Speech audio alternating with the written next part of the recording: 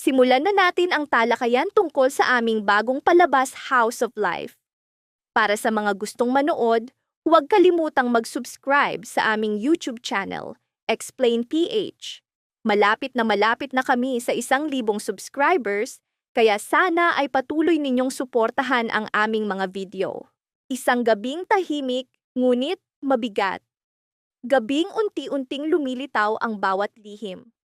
At narito ang tanong, paano kung ang taong tinatawag mong ama ay hindi mo pala tunay na dugo? At mas nakakatakot, paano kung lahat ay matagal nang nakakaalam, maliban sa iyo? Hindi na ito simpleng kwento ng pagtataksil, kundi isang labirinto ng kasinungalingan. At sa gitna nito ay si March, ang babaeng akala natin ay may hawak ng lahat ng kontrol. Napansin mo ba ang kanyang mga mata nang buksan niya ang sobre mula kay Manang Yoli? Walang luha, walang pagkagulat, kundi malamig na galit. Kung ito'y bagong revelasyon lamang, bakit tila matagal na niyang pinaghihinalaan? At si Yoli, bakit nanahimik ng ganoon katagal upang magsalita lamang ngayon? Isang saksi na nanahimik sa loob ng maraming taon, biglang naging tagapagbunyag ng katotohanan. Hustisya ba ang kanyang layunin? O paghihiganti? Isang simpleng sobre ng papel, ngunit gumuho ang buong pamilya. Ipinakita ng resulta na ang ama ni Ashley ay hindi si Edward, kundi si Paulo. Mula sa sandaling iyon, nagsimula ang pagbagsak.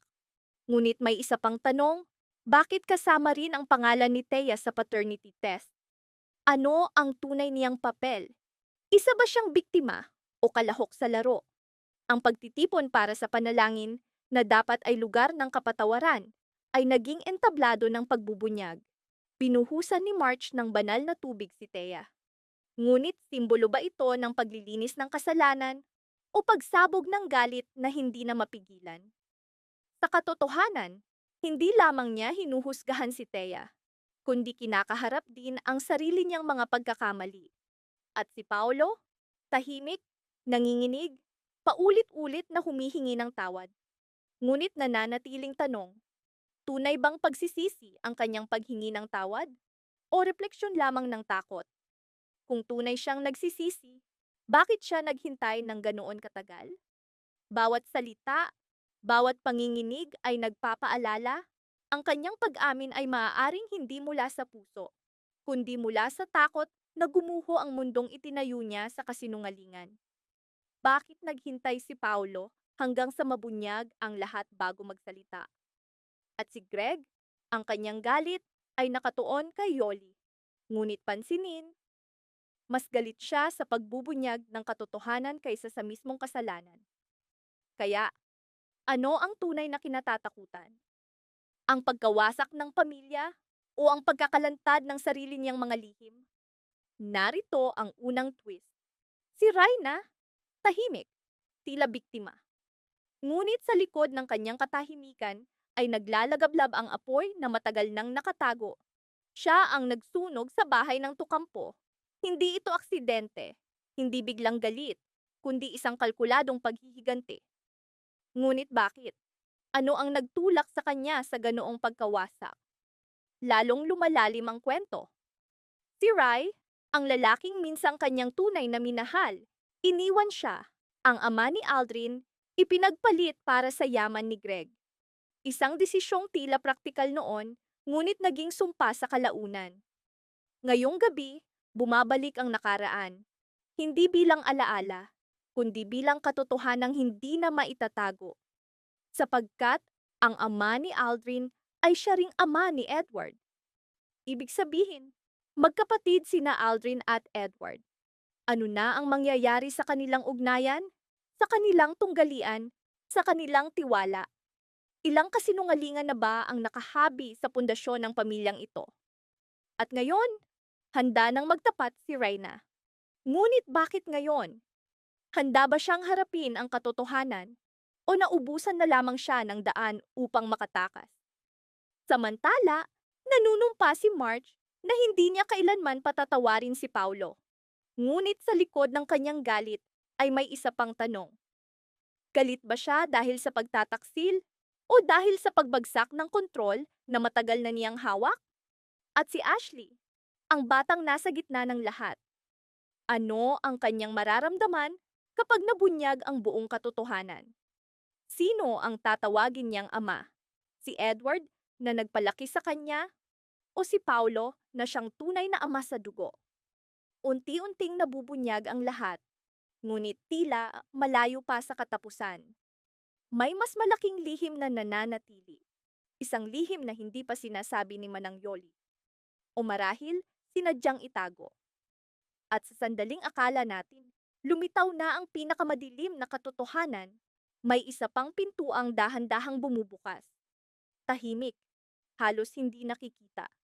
Ngunit kapag tuluyan itong bumukas, maaaring gumuho ang natitirang tiwala. Tingnan si Yoli. Napansin mo ba? Hindi siya umiyak, hindi siya nanginig. Bakit tila handa si Yoli na ibunyag ang katotohanang kayang wasakin ng pamilya? Para bang matagal na niyang hinihintay ang sandaling ito. Kung gayon, sino ang nag-utos sa kanya? O mas nakakatakot, sino ang kanyang pinoprotektahan? Sapagkat, isipin mong mabuti, ang mga dokumentong tulad nito ay hindi madaling makuha. Kailangan ng proseso, koneksyon, access. Hindi ito gawa ng isang simpleng kasambahay. Ang tunay na tanong, sino ang nasa likod ni Yoli? Sa gitna ng kaguluhan ni na March, Paulo, at Thea, nananatiling tahimik si Reyna. Ngunit katahimikan ba iyon ng kapayapaan? O katahimikan bago ang unos? Sapagkat sa pagkakataong ito, hindi lamang niya sisirain ang relasyon kay Greg, kundi pati ang mismong pundasyon ng pamilya. Isipin mo, si Greg, na pinili ni Reyna dahil sa yaman, ngayon ay mawawalan ng lahat. Hindi dahil sa iba, kundi dahil sa desisyon ni Reyna noong nakaraan. Hindi ba't nakakatawa? Ang seguridad na kanyang pinili ang siya ring naging sanhi ng kanyang pagbagsak. At narito ang isa pang twist. Paano kung ang pagbabalik ng ama ni Aldrin ay hindi aksidente? Paano kung may nagplano ng lahat? Tinitiyak na ang matagal nang nagkahiwalay ay muling magkikita ng harapan. Kung gayon, sino ang may kapangyarihang kontrolin ang ganoong kalaking laro? Si Yoli, o isang mas malakas, hindi nakikitang puwersa? Isang taong hindi pa natin nakikita, ngunit nararamdaman na natin ang presensya. Isang gabing mabigat sa katahimikan, ngunit puno ng mga katotohanang hindi na maitatago. Walang alam si Aldrin, ngunit unti-unti siyang hinihila papalapit sa sentro ng pagbubunyag. Isang katotohanan na hindi lamang guguhuin ang kanyang pagkatao, kundi babaguhin din ang kanyang pagtingin sa lahat ng nasa paligid niya. Kapag nalaman niyang si Edward, ang taong maaaring itinuring niyang kaibigan, ay tunay niyang kapatid, ano ang mangyayari?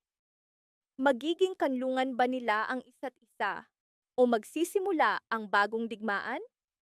At si Edward, kapag nalaman ang lahat, tatanggapin ba niya o itatanggi ang katotohanan upang protektahan ang mundong kanyang itinayo? Isang gabing mabigat sa katahimikan, ngunit puno ng mga katotohanang hindi na maitatago. Habang patuloy si March sa landas ng galit, bawat hakbang ay lalong nagpapalalim ng sugat. Bawat katahimikan ay nagbubukas ng bagong pinto, at kapag tuluyan itong bumukas, maaring gumuho ang natitirang tiwala. Napansin mo ba? Sa bawat sigaw, sa bawat galaw ni Marge, naroon ang takot. Takot na hindi lamang si Paulo ang nagtaksil sa kanya, kundi pati ang kanyang sariling paniniwala ay maaaring nagtaksil din. At si Thea, pinahiya sa harap ng lahat, ngunit nananatiling tahimik. Ngunit ang kanyang katahimikan ay hindi pagsuko. Para bang siya'y nag-iisip, nagbabalak. Mayroon pa ba siyang nakatagong sandata na kayang baligtarin ng lahat? Narito ang isang malaking pagliko ng kwento. Paano kung si Ashley, ang inosenteng bata, ang tunay na susi? Sa kanya umiikot ang katotohanan. Sa kanya nagsimula at marahil sa kanya rin matatapos. Ngunit hanggang kailan siya mananatiling inosente? Kapag nalaman niya ang lahat, magbabago ba siya o mababasag gaya ng iba? Habang unti-unting nag-uugnay ang lahat, nananatiling tanong, bakit ngayon lumalabas ang lahat? Sino ang pumili ng oras na ito? At ano pa ang nakatago? Sino ang tunay na may sala? Si Marge, na nabigo sa pagkakita ng katotohanan? Si Paulo, na gumawa ng pagtataksil? Si Yoli, na nagbunyag nito? O si Reina, na sa isang desisyon ay nagsimula ng lahat? At kung ikaw si Ashley, ano ang pipiliin mo? Malaman ang buong katotohanan o mabuhay sa kasinungalingang mas madaling tanggapin? Sapagkat madalas, ang katotohanan mismo ang pinaka-nakakatakot. Napakaraming lihim ang lumilitaw, isa-isa. Handa ka bang sundan ang susunod na pagbubunyag? O pakiramdam mo ba ito'y simula pa lamang? Salamat sa patuloy na pagsama sa paglalakbay na ito. Manatiling ligtas, manatiling mulat, at huwag tumigil sa pagtatanong. Sapagkat madalas, ang katotohanan ay mas nakakatakot kaysa kasinungalingan. Maraming salamat sa panonood ng buong video. Para mapanood ang susunod na episode explanation, huwag kalimutang mag-subscribe sa Series Explained PH channel.